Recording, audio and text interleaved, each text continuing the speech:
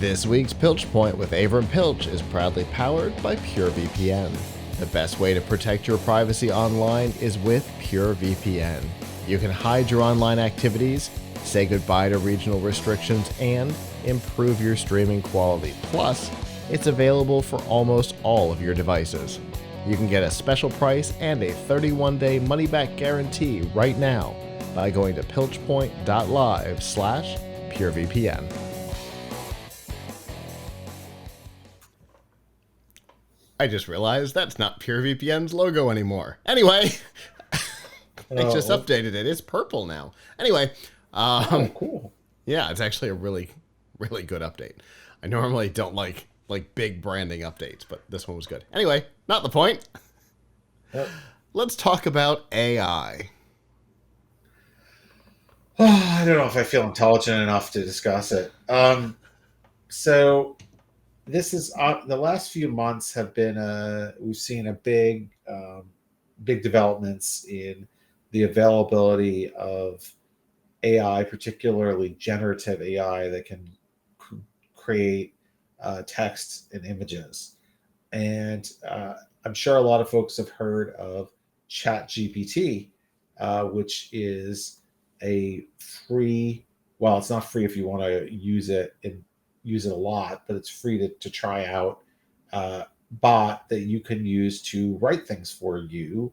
You can ask it to questions and it'll answer you in kind of plain language, and or you can ask it to write an article for you, and that has led to a lot of interesting questions and problems,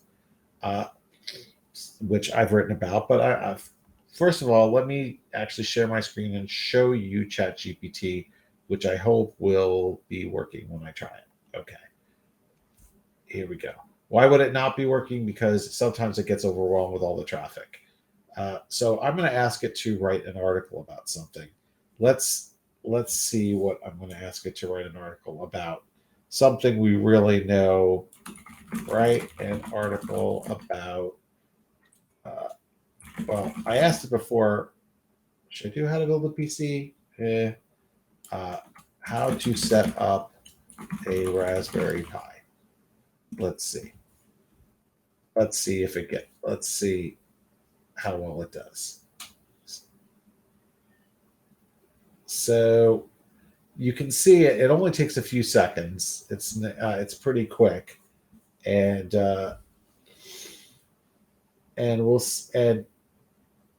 it really looks like, once we get this done, it's going to look really pretty convincing.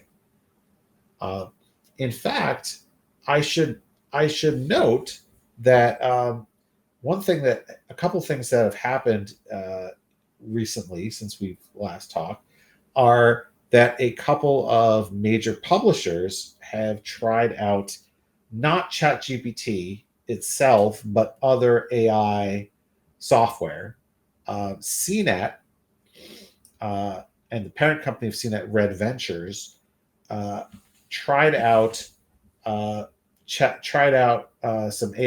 been testing AI generated articles since November, and their articles were about personal finance, and they got some very negative press because they didn't disclose it right away.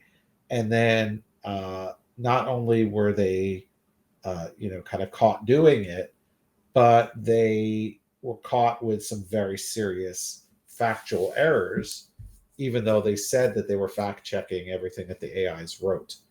For example, one article was about getting interest on a CD, and it said that if you have a $10,000 in the bank and you're getting 3%, you have a 3% CD, then at the end of the year you will have earned $10,300.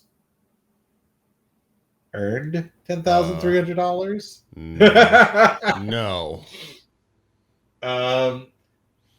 There were just a bunch of there were other errors about things like how much compound interest was and stuff like that. So I, so they had to kind of backpedal a little bit, but an issue, I guess what you call a non-apology. They said, well, we're going to pause for now, but we'll be back with AI because we think it's really innovative and really helps readers. And then BuzzFeed announced a few days ago that they're going to be using AI for some things, not necessarily for news. And Google has apparently, there have been a whole bunch of stories about how Google is very concerned about how AI is going to make their search engine, obsolete. And being in the journalism biz, a lot of my colleagues now are freaking out about being replaced by AI bots. Um, they're worried that companies are going to do what Red Ventures did, and they're just going to say, like, we don't need these writers. We can just get AIs to do it. Never mind the fact that the ChatGPT was not that the AI made lots of mistakes that they didn't catch at Red Ventures. So I went out and I tried ChatGPT and I asked it to do something. I asked it how to build a PC, and it gave me an answer that was very convincing, but had some problem. But when you dug into it, if you actually followed the advice, you'd end up breaking your CPU. So now let's take a look at the advice that it just gave me on how to set up a Raspberry Pi. See, now first thing you'll notice is this is grammatically correct. It looks like if I were to take this and hand it in, someone might not immediately be able to tell that it was written by an AI. In fact, schools are really concerned about this because it's being used for kids to cheat and hand in their essays. Not necessarily good quality essays, but they could look competent. And, everybody expects that this is going to get better and better. But let's take a look at what we got here. So setting up a Raspberry Pi can seem daunting at first, but with the right tools and a little bit of knowledge, it's a relatively straightforward process. Okay, I guess. By the way, if you ask her... Before you get too far, the first thing I notice, and I've noticed this because I've done a lot of experimenting with various other AI generating content, that intro paragraph is repeated Sounds almost very word familiar. for word at the end. But it's almost exactly the same at the end. You're right. The summary, but also the little bit daunting thing, I seem to have gotten that almost every time I ask it how to do something. Gotcha. So, one thing, by the way, that was found with the CNET articles, there's been a whole series of this. There's a site futurism.com that has been kind of tracking this AI controversy, and they found that the CNET AI, which is not ChatGPT, but something else that they may have invented themselves or licensed, apparently plagiarized a whole bunch of stuff. Like it took sentences and just changed a few words that were found on other articles and on the web, and just changed a few words from them and put them in. By the way, I believe we talked about this a while ago. Like a middle schooler. Yes, I believe we talked about this a while ago, and there's a really interesting question, which is these AIs all learn from someone, right? They all learn from a human generated articles. So depending on how much they change it is a real question of whether it's plagiarism or not. But one thing what they're doing is basically they're ripping off the work of people. Now you could argue that people rip off the work of other people. So I don't know. Anyway, so we'll just talk about this a little bit. First, you'll need to purchase a Raspberry Pi. Okay. You'll need a computer. Okay. They could have said here micro SD card reader and HDMI cable to connect the Raspberry Pi to. Okay. Yeah. All right. They don't. Yeah, but that's leave out. At least an HDMI cable. HDMI cable is an error I see a lot from humans too. So yes, that's true. They don't mention what kind of power supply you would need. I mean, so a lot of times what I found with ChatGPT is it will give you information but leave out key details like Like, oh, well, actually, this is the kind of power supply you need. Format the micro SD card. Well, yeah, actually, not really. You don't actually. Step is actually not correct at all. Um, I mean, maybe at one point this was something people were doing, but generally speaking, what they use now is they use either uh, they probably use Raspberry Pi Imager, or they use another imaging software, uh, and they just download the image file and write it to the card. They don't format the card. There's no need to do that. There's no help from doing that. Download and install the operating system. Okay, first of all, it's not called Raspbian anymore. For the last 2 years, it's been called Raspberry Pi OS. Also, doesn't tell you where to download it. And once the download is complete, you'll use software such as Raspberry Pi Imager. Yeah, you could do that, but Raspberry Pi Imager has the downloading process built into it, and that's how you're supposed to do it. So, also, wait a second. Okay, so once the operating system is installed, you can insert the micro SD card into the Pi. Make sure the card inserted with the metal connectors facing up. Or label. Okay, I guess this may depend on which Pi you're using. It's time to connect the Pi to your monitor, TV, and the power supply. Once all connection, plug in the power supply. Be prompted to set up your language and keyboard. Oh, but you didn't mention that you might need a keyboard and mouse. I mean, maybe that should be assumed, but they didn't mention it. Configure. Well, Now you're almost done. They also don't say what we're setting this up for.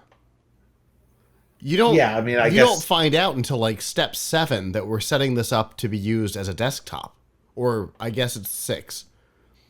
Yeah. Now I can start. This can include installing new software, changing. Okay, but like, yeah. So like, there's a lot. The thing that I get about this is that most of this looks right. It looks right, even if it's actually some serious details are wrong.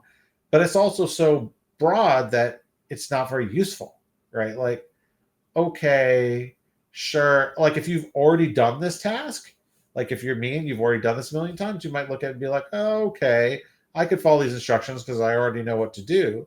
But this is just like with the CPU question, the how to build a PC question that I asked it, where one of the steps was insert your CPU by pressing it down until you hear it click. Well, it didn't mention to like raise the tension bar. It just said position your CPU correctly and press it down until you hear it snap into place. Well, CPUs don't necessarily, you don't necessarily hear a snap. Yeah, and oftentimes if you do, something has gone wrong. You don't necessarily want to Yes. hear a snap with a processor. Yeah, and they didn't say like, oh, and first you've got to like align the little triangle, golden triangle on the processor to, to the triangle on the socket. They didn't say you have to lift a tension bar on the socket. Also, they didn't mention that newer sockets actually have the pins in the socket and the holes in the CPU. Although, to be fair to ChatGPT, it was made in 2021, so there wasn't as much of that going on as now. But anyway, point being that we are, that there's just key details missing. So, will it get better? Maybe, probably. But the thing is, AI is now, look, there's a good possibility that some people in the writing business will lose their jobs because there will be companies that are willing to cut corners and think it's okay. I also want to say we don't know how Google is going to react to all of this. Google's officials, like, in other words, is Google going to list AI generated content in search? Google itself has an AI. I think the biggest danger to publishers, and this is a very big danger, is if Google decides they don't need to give search engine results anymore because they're just going to give AI results. Like, if I can use an AI on my site, why would Google link to me? Why doesn't Google just use its own AI? It's got Yeah. AIs. Use its own AI to. So if I go to Google right now, there are some things that you'll search that you get the answer box, which is when Google gives you like, pulls some quote out of context from a website and says, "Oh, here's your answer," and that's above the first result. And that alone has been a real mixed bag for publishers because a lot of the time people don't click on the link in it because they're like, "Oh, thanks, you gave me my information now. I don't need to click your link." And so Google got free content. But the ultimate free content for Google would be if they just have an AI that spits out results, doesn't give people links to anything except maybe in the footnotes to say like, "Here's where we got this information," but gives people a very detailed result. People might just say, "Oh, okay, that's good enough. I'm on Google. I got what I needed." And that would put a lot of publishers out of business. Eventually, it would become a really serious problem because then publishers would start to say, who remained would start to say, "Well, we got to put everything behind a paywall or something so we don't have Google indexing it because Google's going to be, AIs are going to be stealing the learning from our work and then putting it up, and then we're going to get nothing from it." So that's a real danger. But there's the other thing, which is that Google says that it is looking to prioritize expertise, experience, expertise, authority, and trust. And AI has none of those things. It has no experiences, no expertise, no authority, and no trust. Even a smarter AI than the ChatGPT that got all the details right would not have any of those things. An AI does not have human experiences. An AI does not go out and conduct interviews. An AI does not have get exclusives. An AI does not find the scoop. An AI does not explain why something is important to them because they tried it. Now, can an AI do the things that content farmers do now? Quite likely. Um, but the question is how, will Google bless that? I mean, I tend to think that what is going to matter in journalism and in writing is making sure you communicate to people that you had a human experience. I tried this, I did this worked for me. That's going to become more important than ever because generic language, this works, this happened, this whatever, not going to do as well if an AI can just do the same thing. You know, that's an interesting comment because we've kind of generally had a policy of third person, right? And I think I'm officially putting an end to that right this second. I mean, I'm not. This is not to say that like you should use first person for everything, Well, but no, yeah. you know, but I mean, I think there's definitely like we have talks at work a lot about like when we're writing about experience that we had, like we use this mouse or whatever. We don't say like this mouse has like 8,000 DPI and therefore it gives you, very fine movements. Like when we tested the Yeah. 8,000 DPI sensor, we had very fine movements when we were doing this particular task. Like you granted for some people the AI that the generic stuff is going to be adequate for them, Mm-hmm. and Google says that it likes expertise and that it wants to prioritize human experiences, but we don't know if that's going to remain. I would say, but But that's today. I think but that's today. I don't know, but what I do know is that uh, there until they invent robots that can actually look and act like a human, like T800 style robots, there's going to be issues with doing a lot of the jobs that humans do. They're not going to go to see like Yeah. AIs are not going to go to CES and walk around the show floor and talk to people. And I've heard some people say things like, "Well, the AI can email interview questions to someone." Really, what person do you know is going to write an email back to an AI that emailed it? They're Yeah. not going to talk to you. AI. Yeah, no, That's and Gmail and Outlook are gonna flag it as spam anyway. right. Like you can now AI is, by the way, ChatGPT and other AIs are going to make phishing or making phishing emails much more dangerous Yeah, because you notice that a lot of phishing emails have grammatical errors and everybody gets the same one. They can very easily make unique and custom phishing emails to send to yeah, people that look much more legit. yeah. So And that's a real danger. the AI, one of one of the things that my former business partner on the old software company, Mark, and I used to talk about was, with self-driving cars, right? Everybody was like, well, I don't think they're ever going to be perfect. And Mark always said they don't have to be perfect. They just have to be as good as or better than a person. And ChatGPT passed the bar exam in like 7 states last week. That's better than a lot of people. Like it's able Um, it's able to fake it, right? It has yes, but how many students are allowed to bring a search engine with them into the bar exam room? I right. bet you a lot of people. Uh, I bet you a lot of people could do that too um, if they were given, if they were able to think very quickly and And have access full any information that access. was on the internet. Yeah, and have Yeah. full access to the knowledge of humanity. Exactly. But what I'm saying is it has gotten advanced enough to fool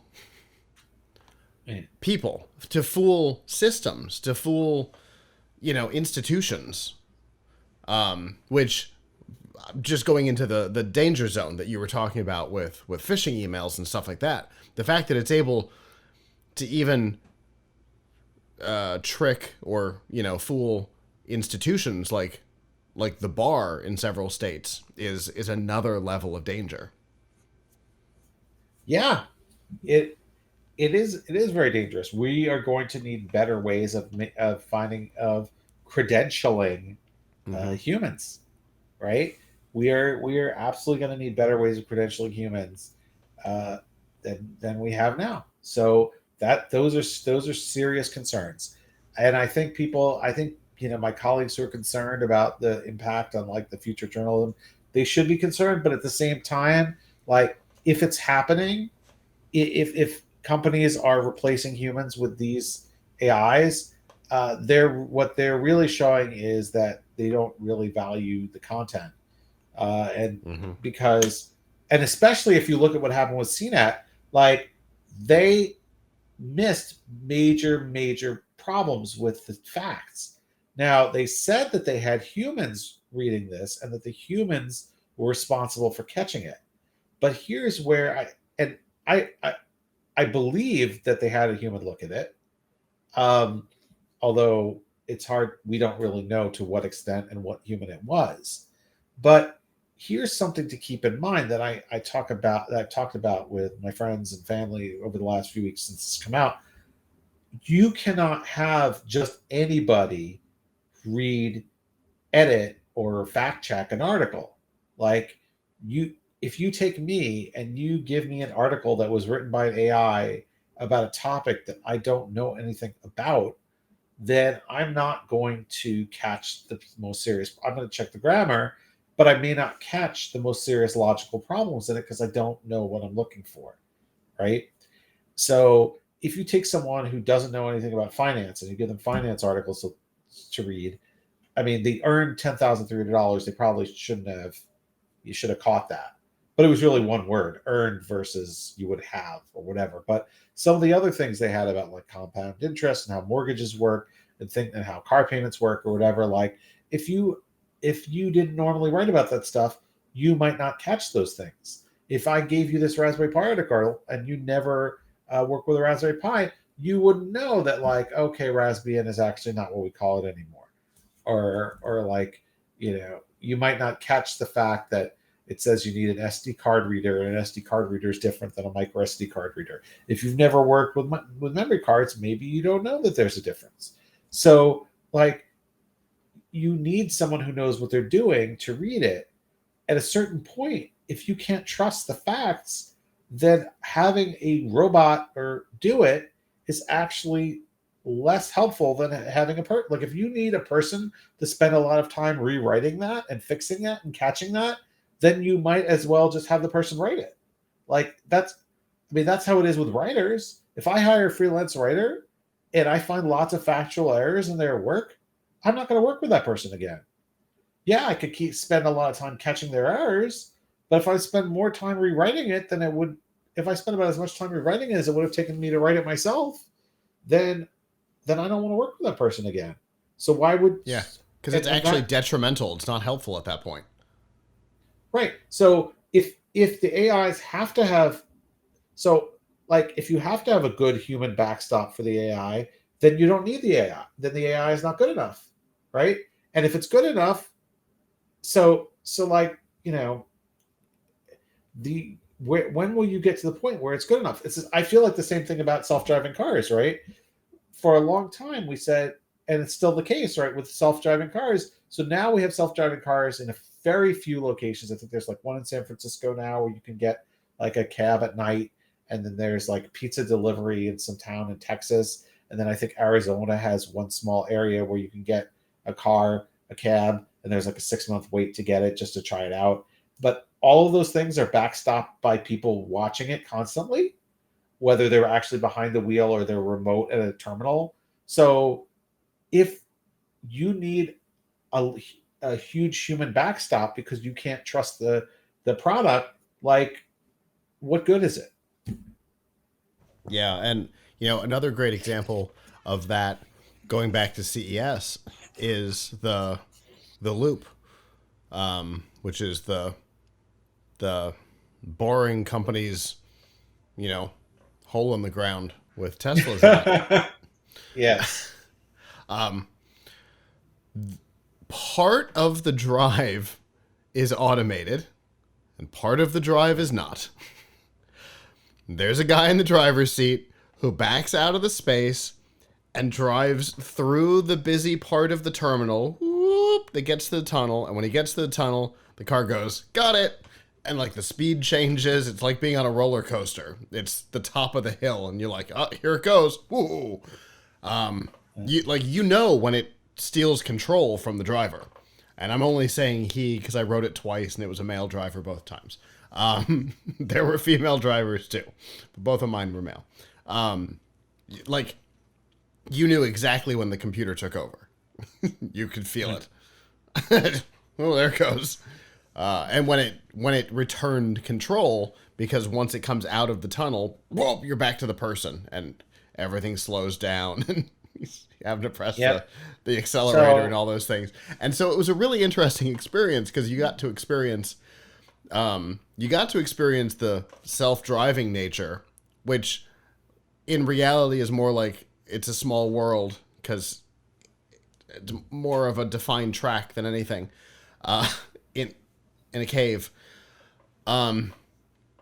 which interesting. But you got to at least experience that, and it's not like it was going to get it wrong, because if it went too far either way, the tires were going to hit the walls, and it can't climb. It's not magic. It was just going to keep going. But yeah, so it was interesting to see both, and I didn't like the self-driving part of it. I felt like there was a lack of I don't know, oversight. I don't know if that's the right word. Control isn't quite the right word, but somewhere in there, I felt like I don't know. It was weird. I didn't like it. It was fun being in a tunnel under the convention center, but and it was way better than walking. It was a minute and a half to get from North Hall to the far end of the new West Hall. It's a 45-minute walk. It was a 90-second drive, worth it even if there's people in the car. Don't care. That's Right. Hey. worth it. But, they're just not there. None of this is there. And having the person in the car, why didn't they just drive through the tunnel? Why Right, give to show you, control to over to prove the it to you. computer? It didn't change anything except the speed of the car. Right. To show you that they could. Yeah, But true. to show you that they could. And that's great when it's a proof of concept. But this is, so I mean, on the other hand, what I think we are seeing is that AI, that just has to work on the computer is much easier to execute than something like a self-driving car. Yeah.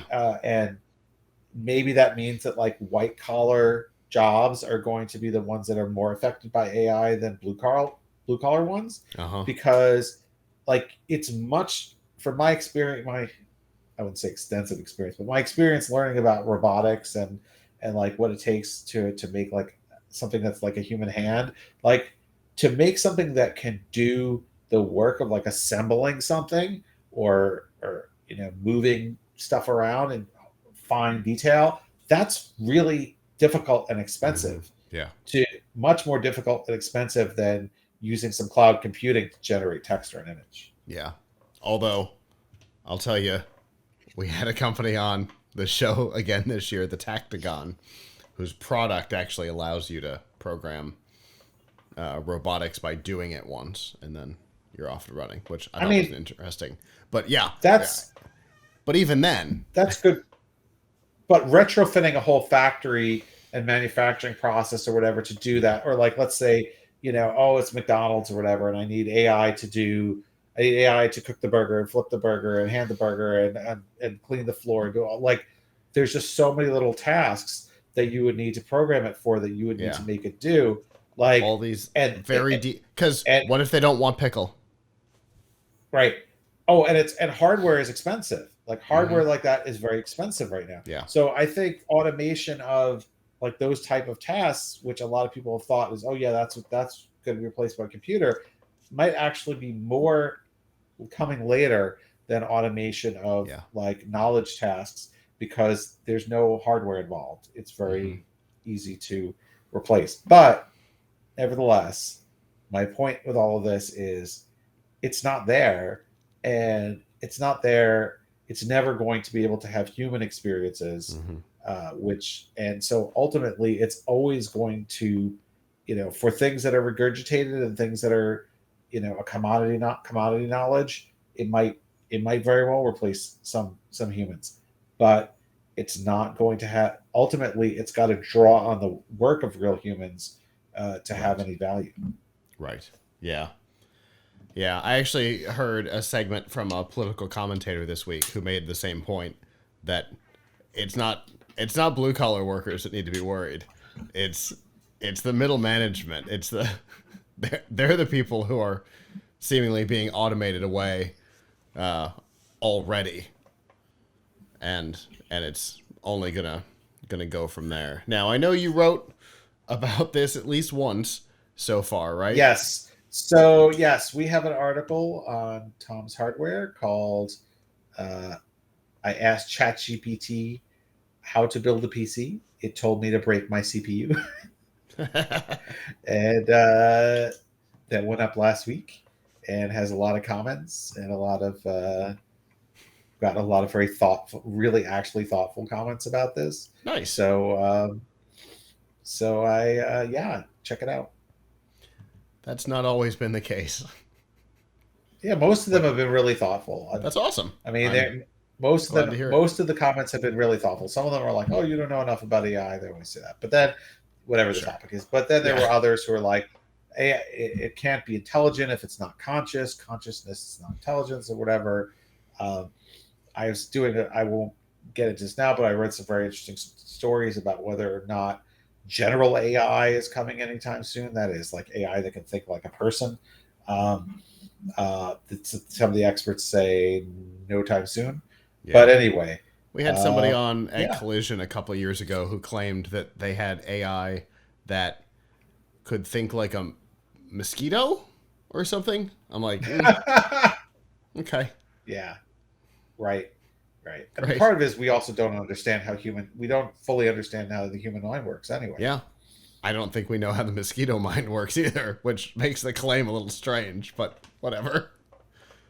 It's all just bits and bytes Yeah, exactly. when you're a mosquito. Digital mosquito for sure. Yeah. Well, Avram, a fascinating topic, possibly my favorite we've ever done, and I definitely appreciate it. I always love like the big thoughtful topics when we get into them, and this was definitely one of those, and I think a great way to get back to the show. Yeah. And I definitely look forward to what we talk about next time.